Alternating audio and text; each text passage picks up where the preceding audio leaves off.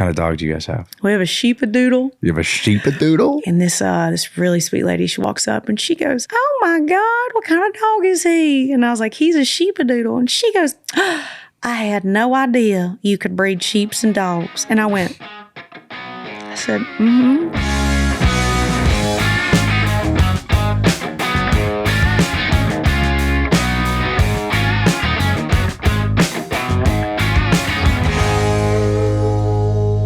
What is up, guys? Chris Rudiger, your host here on the 615 House Podcast. I'm so pumped because this podcast interviews rising artists and creators in the Nashville music scene. Today, we have an awesome guest, a friend of mine who I first saw online because she is genuinely one of the funniest people I have ever stumbled upon on social media. Then I come to find out that she's a comedian and actually working on some music herself. She's known for a bunch of amazing prank calls and personality skits, but I'm so excited to talk to her because she's also putting out music now and potentially going on a comedy tour. Please welcome in the hot seat to the 615 House Podcast, the one and only Miss Danae Hayes. Damn, Chris, what an intro, Look man. at that. I rehearsed like 10 times in the mirror before you came. That was good. You know? I'm going to put you in my back pocket and just carry you around for self-esteem. There you go. Yeah. Right. It only took me like 10 tries to get that good, but here we are. It's awesome seeing you. The last time we were kicking it in LA, hanging out with Tim McGraw, doing our thing. What have you been up to this summer? God, what's going on? Been on the lake a lot. Yeah. Been cruising on a boat. Finally got my first boat, and that's all I think about. Like, we're going back. We just got back yesterday, and we're going back in 3 days, and I'm just obsessed with it. Like, I am a lake lifer. Are you a lake life over beach life? Oh, hell yeah. Yeah. Whenever I see people at the beach, like, I have absolutely no envy. It's the sand. I don't want sand in my bathing suit. Yeah. I don't want to be in the salty water. Just give me a boat on a lake. Then you got to do like the shower thing where you got to shake it all out and your feet are like still dirty hours later. Exactly. Yeah. I totally hear you. So you've been on the lake hanging out. Yeah.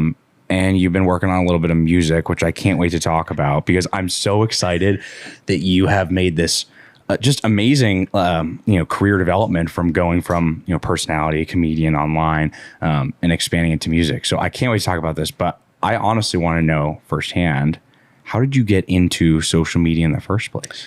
Oh my gosh. Well, I think like a lot of creators, it happened during the pandemic. But I've always loved making funny videos. Like, even before social media was around, my dad bought my first camcorder. When camcorders were a thing. Yeah, where you slipped your hand through and you were, looking through the little peephole. But back with the dinosaurs. Literally. But he bought me one of those when I was like 10 years old, and one of my favorite things to do was make at-home videos, and I would have to play all the characters because I didn't have any friends that would want to do it. I think they honestly thought I was like super weird. So I was playing all these characters in these at-home videos, and then I had this editing software that my dad had got me like a year later, and I'd figured out how to do all that, and I was playing one character that was talking to myself, that was talking to a third character, and then on the weekends I would burn it onto a DVD, and then I would make my parents watch it on like Saturday nights. Yeah. Because I loved Saturday Night Live. So I was like essentially creating my own Saturday Night Live. And then social media came around, and I was on Instagram, but I never really showed my personality. I just used it to kind of promote my business. And then the pandemic hit, and I did a prank phone call to a Dairy Queen. And was that the first prank phone call? Yeah, that was the first one. I prank phone called a Dairy Queen and asked them. She answered the phone and she was like, "Hello?" And I was like, "Yes, ma'am. My husband and I, we're wanting to buy some of that chocolate ice cream, that chocolate syrup y'all got." And she's like, "Well, I don't think we sell that." And I was like, "Well, I'm gonna come down there with a casserole dish, and y'all just empty it in that casserole dish." And I said, I want my husband to throw that on me, and we're going to have a good night. Well, it went mega viral. Like, I think I woke up the next day, and at that point it already had like, I don't know, 5 million views. And then the next day it was at 10, and the next day it was like at 20 million. Your phone must have just been nonstop vibrating. Was stupid. And then the next day I was like, well, shit, I'm going to video and post another one. So I prank phone called a taxidermist in Alabama. And I asked him if he would stuff my dog, my dog. You asked him Poonie. if he would stuff If your he dog. would stuff my dead dog. You know what? I have seen this video. Yep. I think that was the first one that I stumbled upon, and I just remember the brilliance of it was your voice and your character, but also just the reaction of this guy. So confused. You're just waiting. Like, I don't know what I would do in that moment either. You know, he was in it. Like, Yeah. and a part of me felt really bad because like it was the pandemic. People were hurting for money. People, they were out of a job. But at the same time, to my advantage, everybody was at home watching TikToks. So it was like this perfect storm where everybody was at home watching. I happened to post a prank phone call, which at the time I had never seen a prank phone call on TikTok.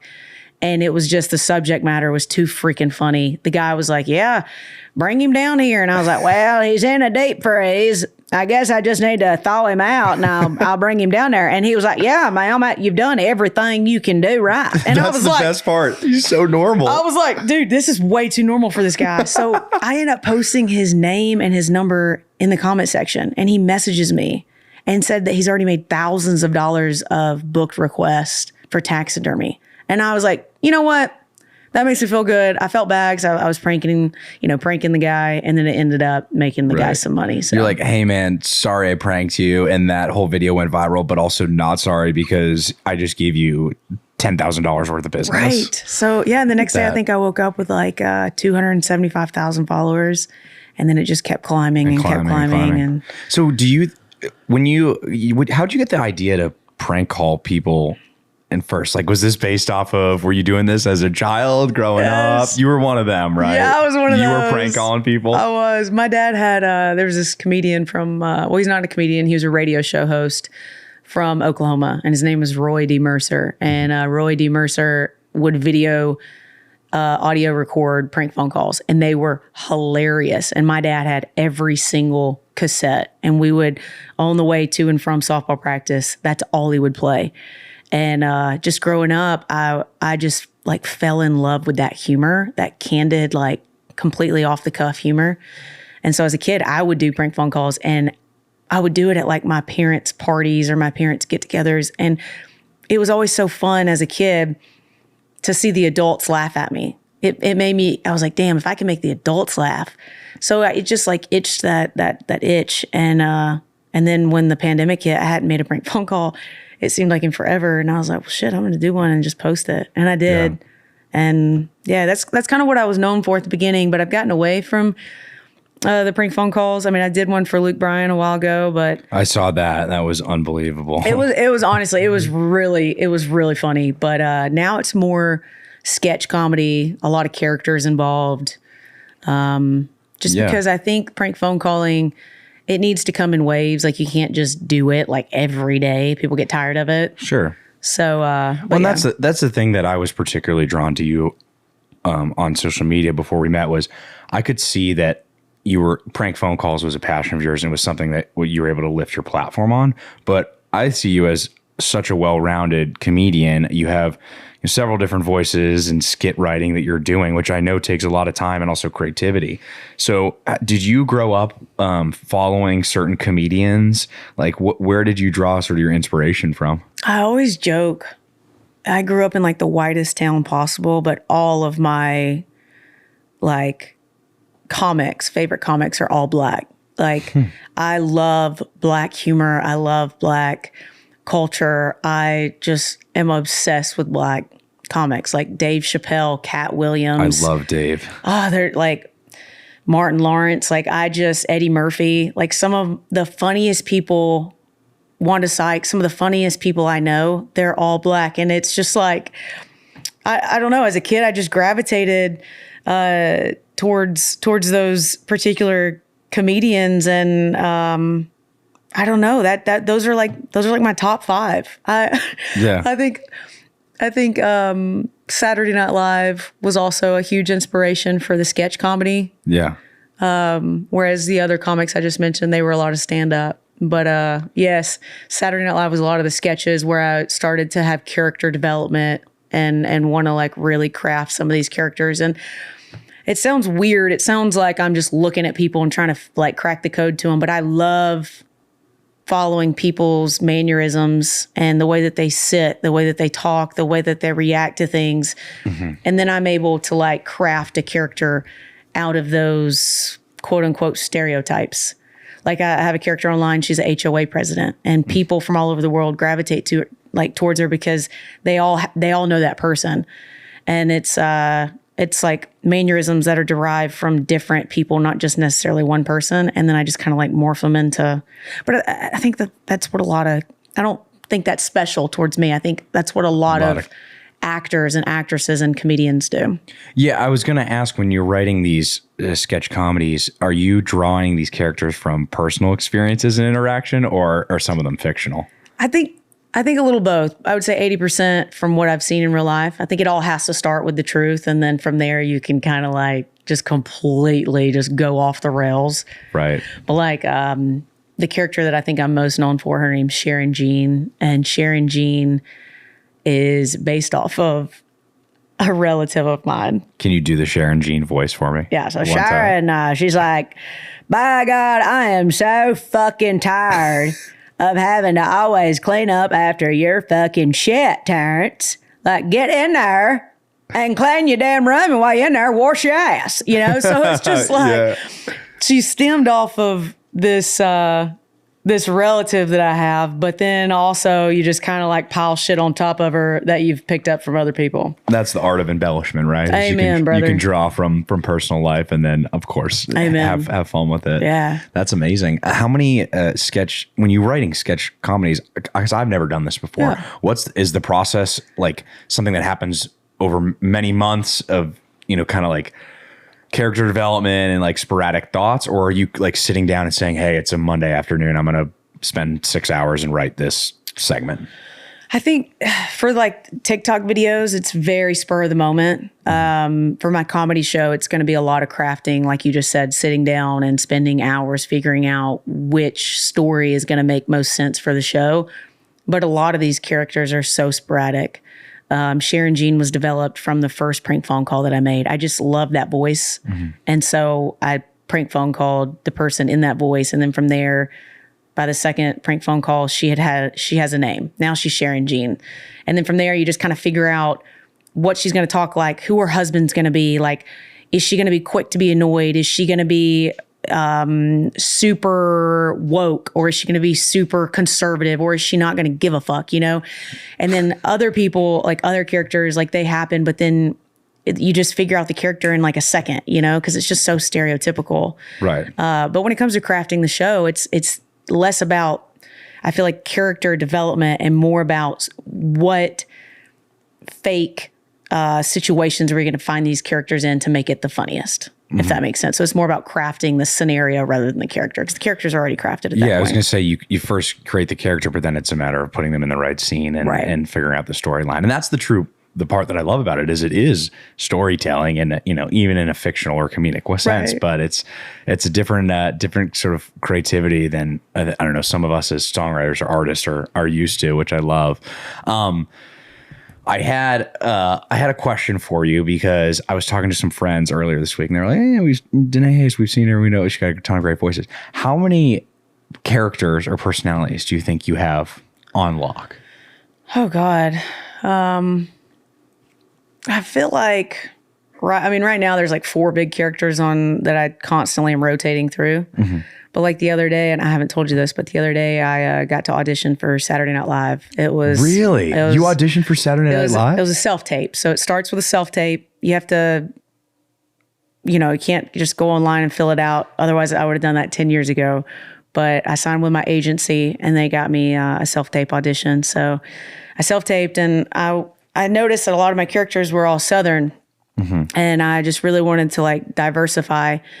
So I was like, man, I really need to find like a Jersey accent to kind of like throw in there. There you go. And so I did like a Jersey accent where she was visiting Nashville, and she was so annoyed because this girl comes up to her and she was like, "Are you from New York?" And I was like, "Fuck you, I'm from New Jersey. Where the fuck are you from?" So it's just like, I don't know. I can hear something online, and then I can work that impression, and then once you kind of get the impression with the voice down, then you start to have to figure out, how do those people dress? How do those people walk through life? You got to learn about their culture. That was really good, though. Thank you. I'm not from New Jersey. I'm from the Northeast Boston, but I have friends from New Jersey that talk like that, and that was really good. It's funny because like New Jersey people say that it's Staten Island. They're like, no, that's Staten Island. Yeah, it's Staten Island. Yeah. So, but no, I don't know. I'm sure I could come up with some more, but right now I'd say like 4 big ones that are constantly rotating through my social media. That's amazing.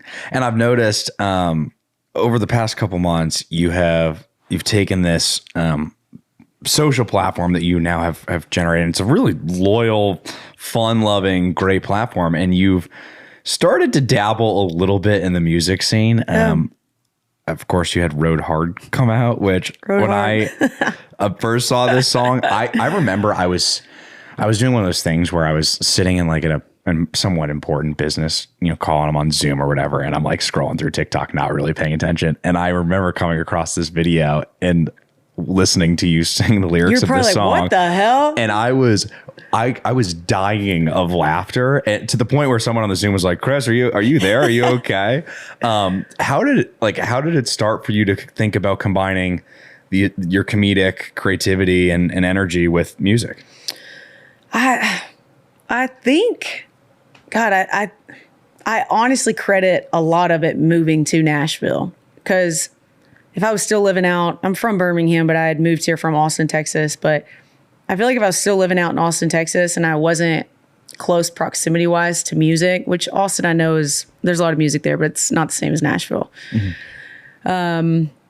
I think once I moved here and I just started making friends with people in the music industry, I just got this bug of like, how can I find another avenue for comedy to live? Because as a creative person, you know how it is. Like, you're always wanting to elevate. You're always wanting to try something new. So I grew up listening to country music. I love country music. And I was like, well, I've never sang a day in my life. Don't know how to sing. Never tried to sing. But I love trying new things. And I was like, if I follow my ass, I can at least have the crutch of it's comedy. I'm not trying to be Miranda Lambert. I'm not trying to be the next, Ashley Cook. I'm literally just trying to integrate music and comedy. And it has been so much fun. Like, oh my God, like the songwriting sessions, I could literally go to one every single day. Like, just being around creative people and coming in with an idea and thinking that the idea is going to go this way. And then those 2 other creatives in the room say, let's take it this way. Complete 180, it's right? It's amazing. That's the beauty of the process. I imagine it's so fun too, because there are a lot of songwriters in Nashville that are writing 5 times a week and writing somewhat serious, or maybe like, songs for commercial country, which is a different formula than going in there and you come in and say, hey, I have this idea. I want us to be sort of free-spirited and fun with this narrative. And I bet it's a really enjoyable process for them too. That's what they keep saying. And I'm happy to provide that, but I just, oh my God. I mean, like, dude, I have like got the bug. Like, I am bit hard. Like, we have a song write tomorrow with Matt McKinney and Trey Lewis, and it's our second write with them. And like, I wish it was like literally tonight. Cause it's so much fun. Like, when we wrote Rode Hard, it was a bunch of women, which is hilarious. Who'd you write it with? We wrote it with Mae Estes, Marty Dodson, Alex Klein, myself, my wife, Mandy Kai, and another artist, Harper Gray. We wrote it with 6 or 7 women. But we started the songwriting session, and I said, I really want to write a song about this old saying my dad used to say about boats and cars. Rode hard and put up wet. And I was like, and I want to write it about a woman. And they were like, I don't think we should write it about a woman. Let's write it with some innuendos where it sounds like it's sexual, but it's really just talking about a boat. And that was my wife's idea to do that. So like, she doesn't even songwrite. And I'm like, she's got the bug now. Like, it's just so fun. I feel like if you're creative, not saying that we're professional songwriters by any means, but if you're creative, like, you can add value to a songwrite. Absolutely. I'm curious, as somebody that has a jam-packed schedule now, because you're writing songs, you're recording songs, which we'll talk a little more about, and you're of course still making your skits and your posts across social media. Like, what's your typical day? Like, you must not sleep much. Oh man, it's definitely heated up. Before all this, it was just wake up and have a cup of coffee and think about what you wanted to post on social media. Now it's writing a comedy show because we're going to be touring next year for a one-woman comedy show. So it's a lot of, picking out and cherry picking the perfect things for that and having dedicated time to do that while also thinking about how to continue to grow my social media and give my loyal fans what they want. And then also think of song ideas. But yeah, my typical day looks like get up pretty early, go through my emails, sit down for like 2 hours and try to be creative on either my comedy show or my social media. Maybe go to a songwrite that day and finish the day with actually filming content for my socials. Because at the end of the day, social media is what got me to this point. So, I never want to get to a place to where I just abandon it. I always want to continue to grow. And it's also a beautiful thing because it really inspires me in other ways. When I'm creating content for social media, it's helping me think of content for songwriting and my comedy show as well. That's great that you can tie your social following and all those posts into what you're doing in the morning with, Matt or Trey and writing a song.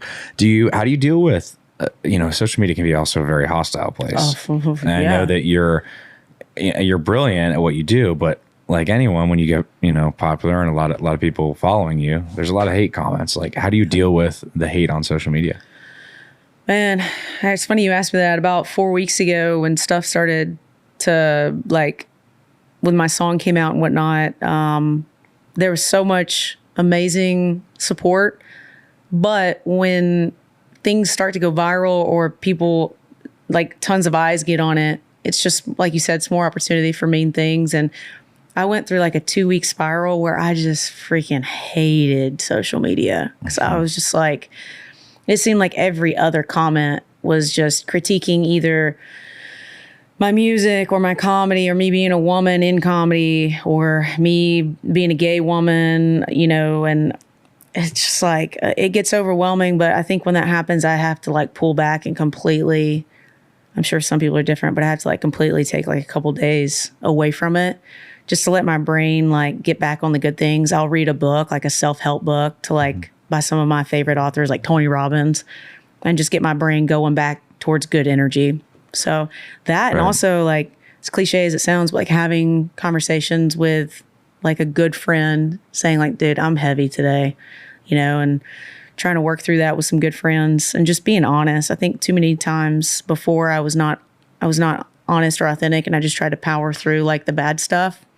But now like finding that one good friend or that one or two good friends and being able to like go out for coffee and have a meaningful conversation about it. I'm so happy you said that because in Nashville, we're surrounded by so many creative people that are trying to do very similar things. We're all busting our ass on social media, writing songs, posting it. It gets so overwhelming. And sometimes like the luck of the draw just doesn't go your way. Or sometimes you have a moment and then a bunch of people come and they're like backlashing at you and hating on you. And I think like anyone that wakes up every single day and says like, oh yeah, I'm great, I'm fine in this kind of industry, like that's just a lie, know? Yeah. And I think it's important that we do have those real conversations. I think, finding sympathy with other peers and friends that are in the space is like, there needs to be more of that. So totally. It also builds stronger friendships too. When you can talk about things that are actually more meaningful than just work, 100%. Does you mentioned, your wife, she's not a songwriter. Is she also a social media, creator as well, or what does she do? Yeah, so she's a full-time influencer. So she's a lot of like lifestyle. So she's gonna share like her favorite things on social media. She's also just like a really like uplifting person on social media. That's kind of her brand, is just to like provide like a pocket of your day that's positive, But she works with a lot of brands that are revolved around lifestyle, around fashion, around being a dog mom, a lot of home decor and stuff like that. And so it's really cool. We get to work at home together pretty much like all day long. As long as I'm there working, she's there working. And like, I think a lot of times we take that for granted because there's so many couples, that have to split up at 9 o'clock in the morning and go their separate ways. But we get to enjoy a lot of the things in life right beside each other. That's amazing. What kind of dog do you guys have? We have a sheepadoodle. You have a sheepadoodle? He's a sheepdog mixed with poodle. Oh my God. How big is it, a sheepadoodle? He's mini, so he's like 40 pounds. But we were walking him the other day, and this really sweet lady, she walks up and she goes, "Oh my God, what kind of dog is he?" And I was like, "He's a sheepadoodle." And she goes, "I had no idea you could breed sheeps and dogs." And I said, it's crazy what you can do. I was like, I can't even bust her bubble. I'm not even going to tell her that we did not freaking breed a sheep with a dog. Some people, man. Like Mandy and I were so taken back. I think we walked just in complete silence for like 3 blocks. That's one of those moments where you're just in complete shock. What did she just say? You can't do anything. You just move on. I was like, and we're done. Something was in her coffee. That's all I'm saying. Totally. That's amazing. Do you and your wife, how do you guys balance your personal relationship with both of you guys being so active on social media? Are you willing to share a lot of those intimate moments of your relationship, or are you kind of, more private about that? It's funny you asked that, because we were just having this conversation last night. Is as my career is growing, we've felt the urge to pull back from sharing every little detail. Like when we were both just social media creators, it was really fun to share, just everything, our home projects, redoing our bathroom or the trips we're going on. And now it's starting to feel like we have nothing left for us. Like it really does feel like, we're in a space to where we need to keep some of that for us, some of that stuff just completely private and not have to share everything. So I think having those conversations about boundaries, like, how are you feeling about it? How are you feeling about it? And like being able to just have open conversation is really how we work through it. But like another thing is just always checking in with the other person before I post a video, if she's in it, or before she posts a video that I'm in, and just like, are you cool with this? Because as creators in the same household, a lot of times she's in my videos and I'm in hers. So just out of courtesy and out of respect, we're always like making sure that the content we're creating is cool with the other one. Absolutely. I think it's important that you find those boundaries, and you don't have to share everything about your life, despite the fact that every Danae Hayes fan might want to know every minute of what's going on. But I think that's very important. We're going to take a quick break here, and we'll be right back on the 615 House Podcast. What is up, guys? We're back at the 615 House Podcast. Chris here with Danae. It's been so great chatting with you. We've talked a little bit about her start, where you're heading with your comedic skits and your music, which I am so excited to hear. I think, are you working on an album? Yeah, full album, dude. Like it's gonna be I would say at least 12 songs. Yeah, that's amazing. How many songs have you recorded so far? Right now, I think we've written, I think 11 maybe. Okay. But I'd like to get to like the 30 mark so I can really get in there and narrow in. Yeah, just like we went to the lake this weekend with 8 of our best friends, 4 guys, 4 girls, and they're all married to each other. And I had the luxury of driving the boys down to the lake, and my wife Mandy, she drove the girls. So I used that time like to play some demos. And some of the songs are actually written from a straight perspective, and other songs are written from a gay perspective, because I want the album to be universal. I don't want it to be like some gay anthem where only gay people can like jam out to it. Like I want the song to be able to like really resonate with a lot of people. So we wrote this song, and it is a straight boys anthem if I've ever heard one. So I played it for them, and I was like, man, I hope this goes well, because like I really love this song. Like please pass the test. And they were just like laughing their ass off the whole time. So that's a good sign. That's a good sign. So that's a keeper. That's a keeper. So it'd be nice to write more songs and kind of play them for some of my friends and see how they jive with them. That's great. What's the name of that song? Can you reveal that? Or? Yeah, that one is called All It Takes. All It Takes. I love that. And you have another, I don't know if I'm allowed to say this, but you told me about another song in LA called, I think it's called Homo Depot. Homo Depot. Can you share a little bit of the backstory behind it? I don't want to give it away for anyone, but I just think this is brilliant. Yeah, so Homo Depot, we were remodeling our house, and we were taking so many trips to and from Home Depot and Lowe's. And about the 3rd time we walked in there, I looked at my wife and I was like, damn, baby, this is like the Tinder for lesbians. And she was like, you ain't lying. I was like, if you were in the closet or you were looking for a partner and you were a gay woman, go to Lowe's or go to Home Depot, because chances are you're going to find one. Right. Who needs a gay bar? Just go to Home Depot. Literally. So we actually wrote that song with Terry Clark, which was really cool. She came out last year. And so it was really cool to like write with an absolute living legend. And yeah, like the song, I'm really excited about that one. That's awesome. It's got a really fun, upbeat feel to it. So yeah. And who are you using as a producer on these records? Alex Klein. Alex Klein. That's amazing. Shout out to you, Alex Klein. It's great. Well, I mean, even of the stuff that's the song that's out and some of the stuff that I've heard, like the production's so great, the instrumentation's great, your voice is great too, Thank you. It's a perfect blend of like what you hear in commercial country music with this brilliant and clever storytelling that kind of keeps you like on the edge of your seat. Thanks, man. And so I'm so excited that you're doing this. And you also mentioned that you're going on a comedy tour next year. Are you intertwining like this music on the tour? What's kind of the plan for this comedy tour? Yeah, so this comedy tour is going to be a one-woman show. It's going to be me from the beginning to the end, integrating a lot of characters that have become beloved on my social media, telling stories. And really, every single song that we have written so far has a truth to the story. So there's something that has happened in my life for us to write that song. And in the show, it'll be me telling a story and then going right into song to sing the story or sing the song that it was, from that story. Right. So that's going to be, see, I don't know anyone else doing something like that. I think it's very unique. I mean, it was one of those things where it wasn't like, what is nobody else doing? It was more of just like, this is how my comedy resonates with me the most, because I'm not a stand-up comic. I always say I hate stand-up like not hate it to consume it. I hate doing it. I've done stand-up. It's one of the hardest things ever. Yeah, 100%. And the way that my humor is, I have to set it up with storytelling, with sketches. It's just more, it's hard to explain, but there's more involved with it. And I've tried the other way, and kudos to stand-up comics, because you're right, truly the hardest piece of art, in my opinion, out there.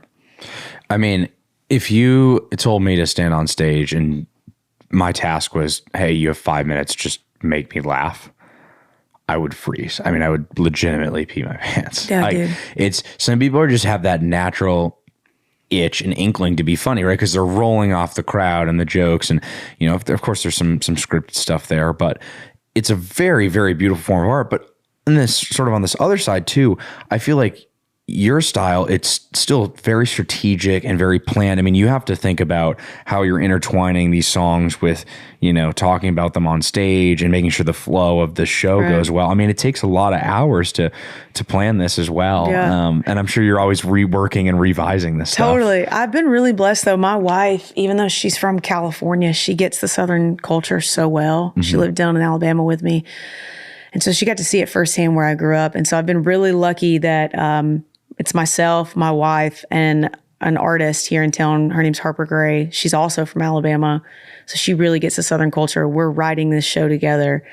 And I know for a fact I couldn't do it by myself. Like my delivery, I know that God blessed me with a good delivery, but when it comes to setting it all up, like that's not my forte, as far as like making sure I'm in this spot and then I have to give myself enough time to get to this spot and get backstage to change clothes for my new character, So I just like the delivery. I just want to tell the jokes, and they're helping me fine tune it and put it all together. Right. I can't wait for this. This is going to be amazing. Oh man, you have to be front row. I will. If it's a Nashville show, I'm there. Well, hell, if it's any show, I'm willing to make the trip we'll up. Make it happen. We'll get the crew out there. You've mentioned it a couple of times, but you are gay and in a creative industry. Obviously I know you're from the South, and when you build a following, sometimes it isn't always the easiest thing to, either come out or, or express your political beliefs or whatever it might be, because like you said, there's a lot of backlash. I mean, how's the process been for you?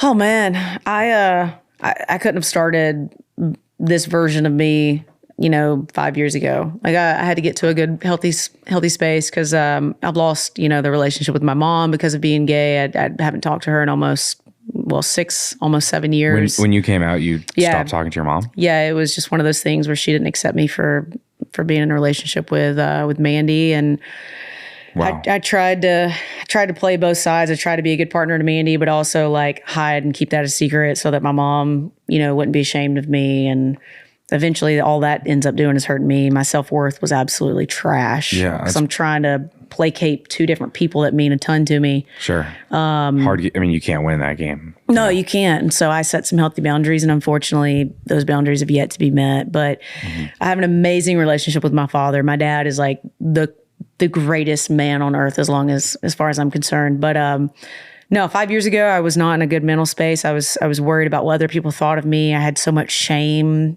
because of my sexuality.